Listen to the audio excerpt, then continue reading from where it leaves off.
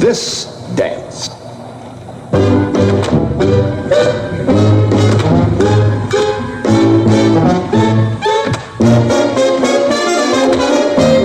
Panahon ng pananakop ng mga Amerikanong sa Pilipinas ay isang mahalagang yugto sa kasaysayan ng bansa. Sa panahong ito, ipinakilala ang bagong sistema ng pamahalaan, edukasyon at kultura na nag-iwan ng malalim na impluwensya sa lipunang Pilipino.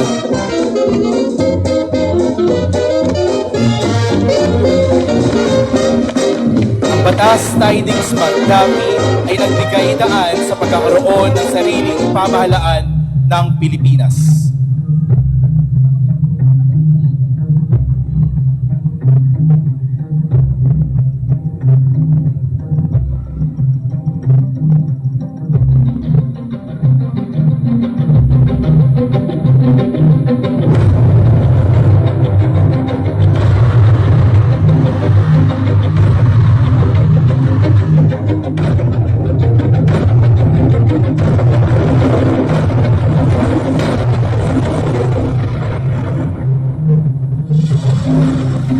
Noong Setyembre 17 taong 1935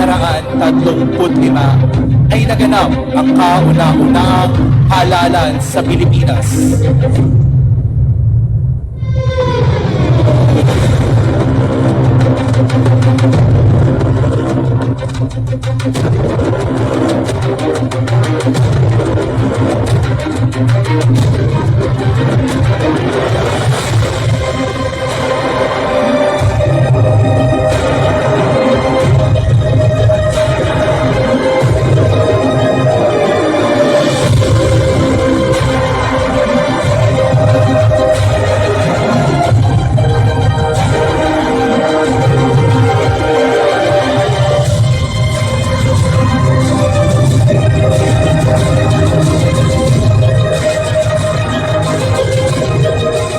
Ang proklamasyon at panunungkulan ng unang Pangulo ng Commonwealth, si Manuel L. Quezon, ay nahalal bilang Pangulo ng Pilipinas sa pamahalaang Commonwealth.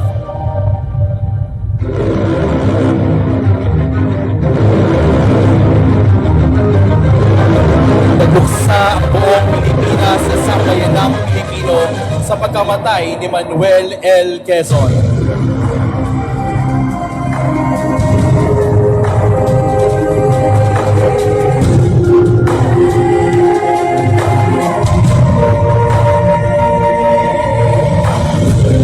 Kabilang sa mga programang ipinatupad ng pamahalaan tungo sa adhikaing pagsasarili, ang katarungang panlipunan, ang pagkakaroon ng pambansang wika, pagkilala sa karapatang bumoto ng kababaihan at pagpapalago sa kabuhayan ng pambansang ekonomiya